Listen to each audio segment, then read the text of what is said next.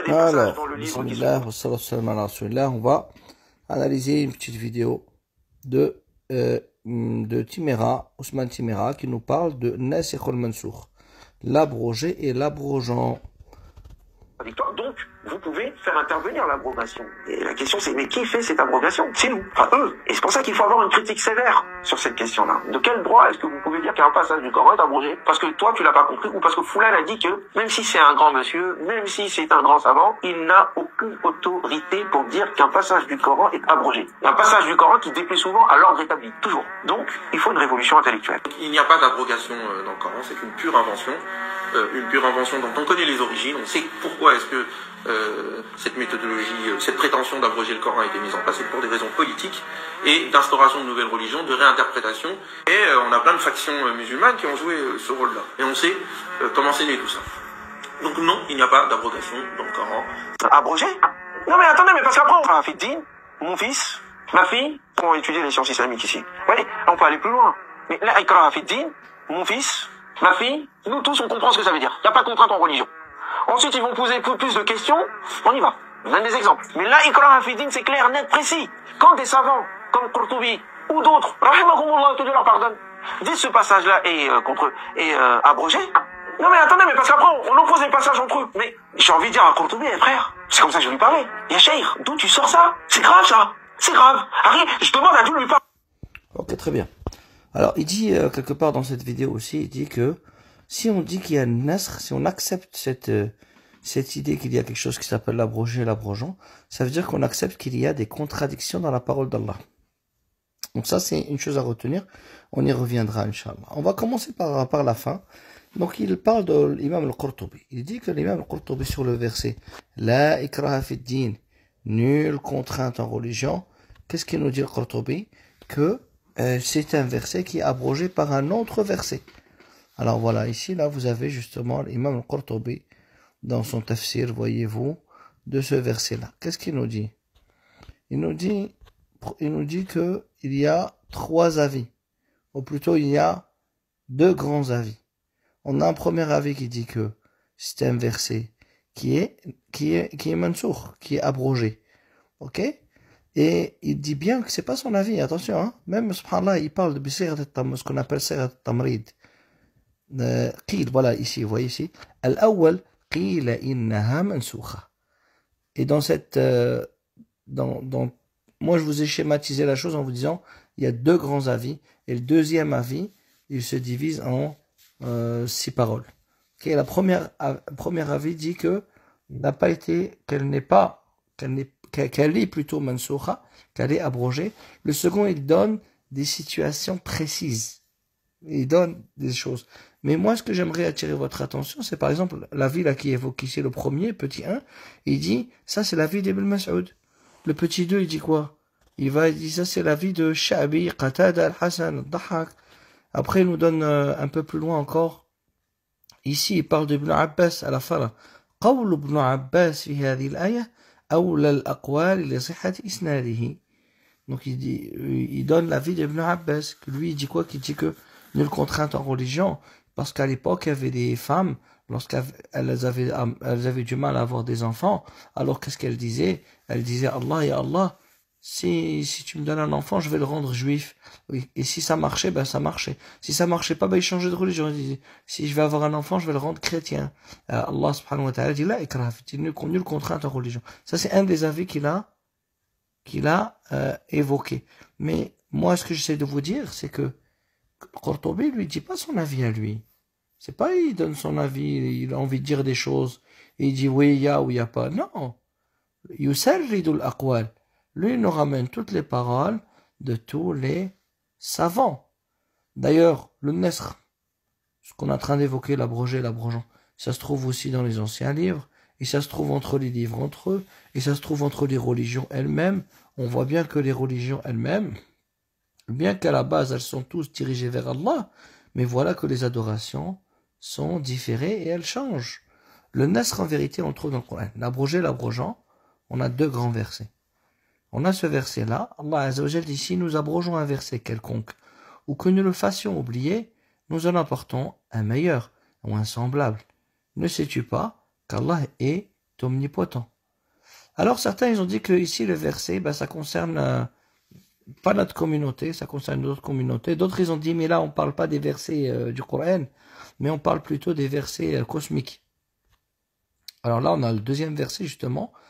La yatruku majal lishak, la yada'u majal lishak. Il ne laisse aucun espace pour aucun doute. Quand nous remplaçons un verset par un autre, et Allah sait mieux ce qu'il fait descendre. Donc là, c'est bien clair qu'on parle de la révélation. Ils disent, tu n'es qu'un menteur. Je vous donne un exemple. Je ne sais plus si je vous avais mis de côté des versets pour vous expliquer Nasr al-Mansour, l'abrogé, l'abrogeant. Regardez ce verset, il dit, s'il se trouve parmi vous 20 endurants, ils vaincront 200. Et s'il s'en trouve 100, ils vaincront 1000. Et juste après, dans le verset qui vient juste après, Allah Azzawajal, il donne d'autres chiffres. Pourquoi? Parce que tout simplement, pour faciliter à la communauté. Ici, Allah a allégé votre tâche, pour alléger. Sachant qu'il y a de la faiblesse en vous. S'il y a 100 endurants parmi vous, ils vaincront 200. Et s'il y en a 1000, ils vaincront 2000.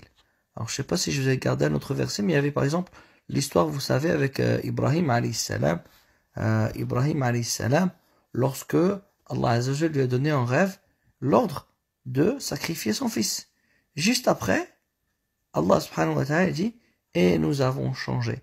Donc, وَفَدَيْنَاهُ بِذِبْحٍ عَظِيمٍ, dans Surat As-Safat, dans la deuxième moitié de Surat As-Safat, Allah Azzawajal parle, vers la fin, c'est la dernière page de Surat As-Safat, Allah Azzawajal, وَفَدَيْنَاهُ, et nous l'avons remplacé, بِذِبْحٍ عَظِيمٍ, par un grand sacrifice, c'est-à-dire en parlant, bien sûr, donc de cet ovin qui a été sacrifié à la place du fils de Ibrahim alayhi salam.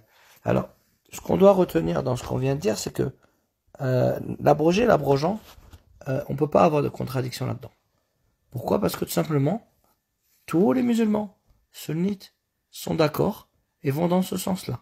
Et ça commence par les compagnons, qui sont les élèves du prophète Mohammed sallallahu alayhi wa sallam.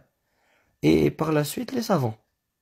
Donc c'est bien beau quand il dit nous on respecte les savants, mais l'imam al-Qurtubi, s'il était devant moi, je lui dirais mais qui t'a permis, qui t'a donné l'autorité? Les savants, entre eux, ils discutent sur certains versets. Il y a des désaccords entre eux pour savoir si le verset qui est posé, qui est discuté entre eux, est-ce que celui-ci, il est ou pas abrogé ou pas? Mais sur la question de l'abrogé, l'abrogeant, c'est une question qui n'est pas discutée. Tous les savants sunnites, anciens, et les références, à part certains, vraiment quelques-uns,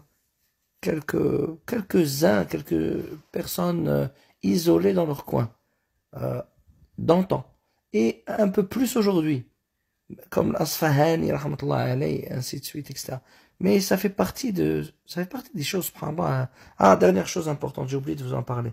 Lui, il dit que, subhanallah, l'abrogé, l'abrogeant, l'abrogation, subhanallah, ça arrange toujours les politicards.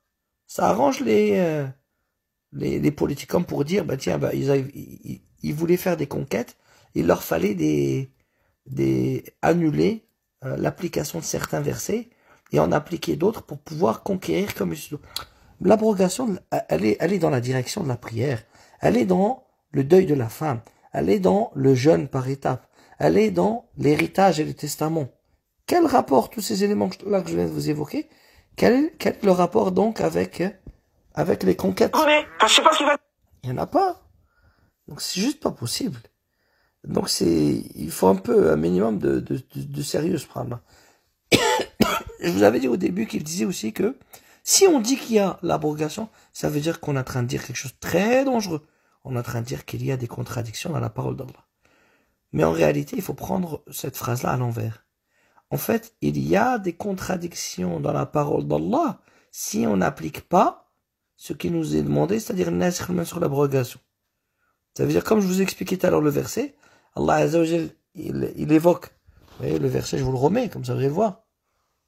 Il est impossible de réunir entre les versets où Allah Azzawajal dit 20 patients, ils vont battre 200. Et juste après, Allah Azzawajal dit quoi? Il dit 100 patients, ils vont battre 200. Comment on peut réunir entre ça et ça?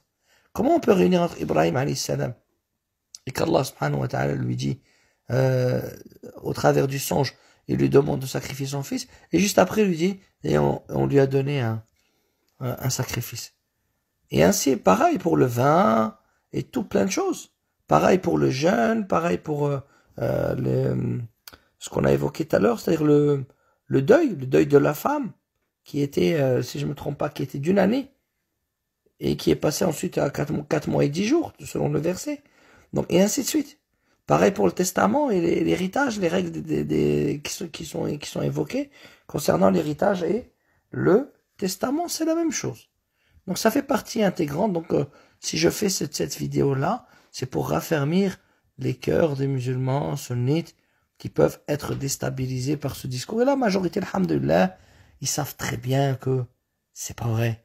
Mais c'est juste qu'ils n'ont pas les réponses ou l'argumentaire, ou alors ils savent pas où chercher, mais je suis sûr qu'ils s'y chercheraient, ils trouveraient. Donc voilà, c'est pas méchant. Alhamdoulilah, qu'Allah guide Uthman Timira, Inch'Allah, et qu'Allah Azzawajal, lui et les autres. Et peut-être c'est un mal pour un bien. Peut-être que ce genre d'argument qui vient un peu déranger, en réalité, ils sont là aussi pour nous raffermir et nous pousser à faire des recherches, Inch'Allah. Jazakumullah khairan, assalamu alaikum wa rahmatullahi ta'ala wa barakatuh.